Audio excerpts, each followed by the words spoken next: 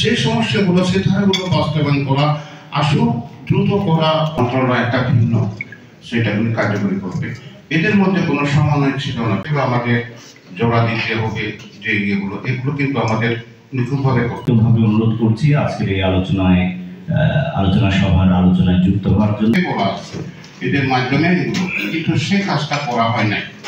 তো এই যে আপনারা সবাই জানেন আমরা বিগত 15-16-17 বছর কিরকম ছিলাম, শান্তি আসবে বলে আমি দৃঢ় বিশ্বাস করি। এটা কিন্তু আমাদের মূল সমস্যা দিবে না, কারোই নজর দিবে না। এটা হলো আমার জমি, এটা আমার ভূমি, এটা শান্তি চুক্তি তথা শান্তি সূত্রে যদি একটু কাজ করতে হবে। যেখানে যেখানে সমস্যা আছে কাজ করতে গিয়ে সেখানে একটু কাজ করতে হবে। কতগুলো অসম্পূর্ণ অসমাপ্ত বিষয় রয়ে গেছে, যেমন ধরেন এখানে টাস্কফোর্স আছে, টাস্কফোর্স কাজ করতে পারে না। আমার দৃষ্টিতে দেখি যে কোনো কাজে করতে পারে না, আমি যেটুকু দেখি। প্রথমে রক্তপাত, শান্তিবাহিনী এবং আর্মির মধ্যকার যুদ্ধ থামানোর জন্য বাংলাদেশ সেনাবাহিনী ভূমিকা রেখেছিল প্রথম বৈঠকে, শান্তিবাহিনী এবং আর্মিদের বৈঠক। এই বৈঠকে শান্তিবাহিনীর পক্ষ থেকে 5 দফা দাবিনামা তথা পার্বত্য চট্টগ্রাম আইন পরিষদ সম্মিলিত প্রাদেশিক মর্যাদা 1 নম্বর দাবি উত্থাপন করেছিল।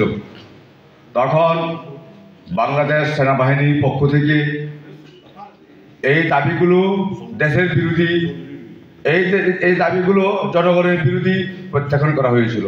পরবর্তীতে আস্তে আস্তে করে আমরা একটা পর্যায়ে চলে আসছি পার্বত্য চট্টগ্রাম জনসংহতি সমিতি এবং বাংলাদেশ সরকারের পক্ষ থেকে গণপ্রজাতন্ত্রী বাংলাদেশ সরকারের মধ্যে চুক্তি সম্পাদিত হয়েছিল। কিন্তু দুঃখের বিষয়, এত ত্যাগ, এত তিতিক্ষা, এত বিনিময়ে বাংলাদেশ সেনাবাহিনীকে চুক্তি সম্পাদনের দিনে প্রতিনিধি হিসাবে শেখ হাসিনা দাওয়াত দেয় নাই, যার ফলে পার্বত্য চুক্তি বাংলাদেশ সেনাবাহিনীকে খাত করা হয়েছে।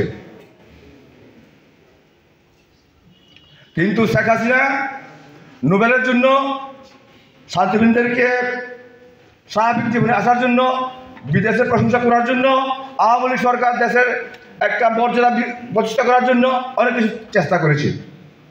কিন্তু শেখ হাসিনা অর্থাৎ আওয়ামী লীগ আমলে বাংলাদেশে অর্থাৎ পার্বত্য চট্টগ্রামে বিভিন্ন দলে বিভক্ত হয়েছে। জনসংহতি সমিতি শান্তিবাহিনী প্রতিষ্ঠান আওয়ামী লীগ করেছিল, ইউপিডিএফ গণতান্ত্রিক আওয়ামী লীগ করেছিল, জেএসএ সংস্কার MLR আওয়ামী লীগ করেছিল, ইউপিডিএফ গণতন্ত্র আওয়ামী লীগ আমলে করেছিল।